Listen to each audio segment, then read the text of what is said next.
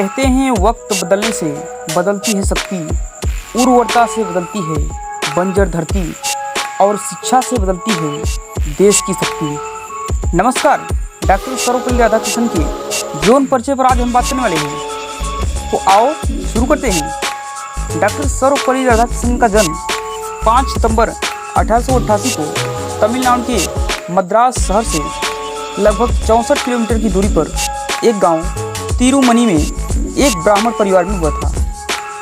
इनके पिता का नाम डॉक्टर सर्वपल्ली वीरास्वामी और माता का नाम श्रीमती सीतम्मा देवी था। इनके जन्मदिन को शिक्षक दिवस के रूप में सन 1862 से मनाया जा रहा है। इनके पूर्वज पहले सर्वपल्ली नामक ग्राम में रहते थे। 18वीं शताब्दी के मध्य में वे तिरुमनी ग्राम की ओर स्थानांतरित हो गए। इनके पूर्वज चाहते थे कि इन सभी के नाम के पहले सर्वपल्ली शब्द जुड़ा रहे। इस कारण इनके नाम के पहले भी सर्वपल्ली शब्द जुड़ गया। तो इस कारण से हो गया डॉक्टर सर्वपल्ली राधाकृष्णन। इनके पिता राजस्व विभाग में काम करते थे। डॉक्टर सर्वपल्ली राधाकृष्णन के 5 भाई और 1 बहन थी। अतः इन सभी में डॉक्टर सर्वपल्ली राधाकृष्णन दूसरे स्थान पे थे। डॉक्टर राधाकृष्णन की प्रारंभिक शिक्षा 1896 से सन 1900 ईस्वी के बीच क्रिश्चियन मिशनरी संस्थान लूथरन क्रिश्चियन मिशन स्कूल में शुरू हुई। सन 1900 से 1904 में उन्होंने अपनी शिक्षा बेलूर से प्राप्त की। फिर मद्रास क्रिश्चियन कॉलेज से शिक्षा प्राप्त की। सन 1902 में मैट्रिक की शिक्षा उत्तीर्ण की। इसके उपरांत उन्हें छात्रवृत्ति भी मिली। इसके बाद दर्शन शास्त्र में उन्होंने MA किया अर्थात मास्टर डिग्री प्राप्त की और सन 1916 में मद्रास में सहायक प्राध्यापक के पद पर नियुक्त हुए।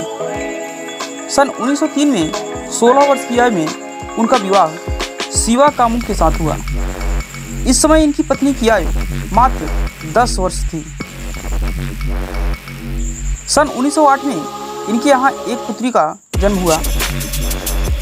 सन 1908 में इन्होंने कला स्नातक की डिग्री प्रथम श्रेणी में प्राप्त की और इसके साथ ही उन्होंने वेदों और शास्त्रों का भी काफ़ी अच्छी तरह से अध्ययन किया और यह पाया कि भारतीय संस्कृति धर्म ज्ञान और सत्य पर आधारित है।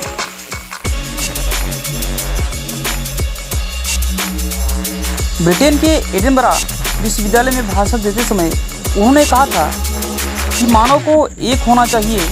मानव इतिहास का पूर्ण लक्ष्य मानव जाति की मुक्ति तभी संभव है जब पूरे विश्व में शांति स्थापित हो।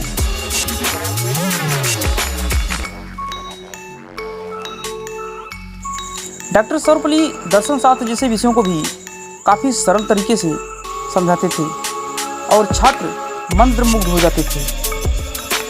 वे इन सभी को समझाने से पहले खुद उस विषय का अच्छी तरह से पठन किया करते थे, इसके बाद ही उसे पढ़ाते थे। सन 1909 में 21 वर्ष में डॉक्टर राधाकृष्णन ने जूनियर लेक्चरर के तौर पे मद्रास यूनिवर्सिटी में अपने आप को दाखिल किया।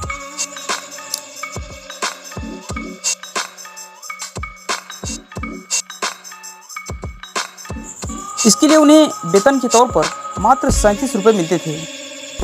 सन 1929 में ये मैनचेस्टर यूनिवर्सिटी में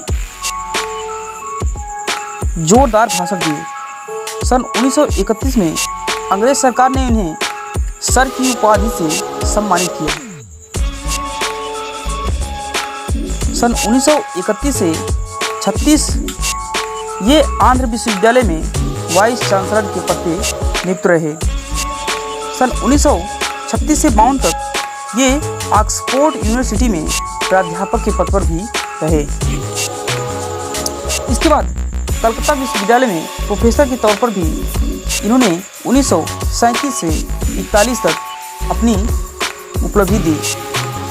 इसके साथ ही सन 1939 से 48 तक काशी हिंदू विश्वविद्यालय के चांसलर भी रहे और सन 1953 से 1962 तक दिल्ली के चांसलर रहे। सन 1952 में ये भारत के प्रथम उपराष्ट्रपति बने और सन 1962 में ये भारत के दूसरे राष्ट्रपति बने।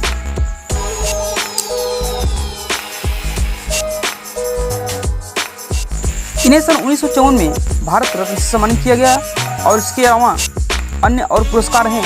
इसे कला विज्ञान के क्षेत्र में इन्हें विशेष पुरस्कार 1954 में मिला और शांति के लिए पुरस्कार इन्हें 1961 में दिया गया। इस तरह से इनकी उपलब्धियाँ थी और 17 अप्रैल 1975 को चेन्नई तमिलनाडु में इस महान आत्मा का अंत हो गया और इस तरह से एक ज्योति पुंज हमेशा के लिए बुझ गई।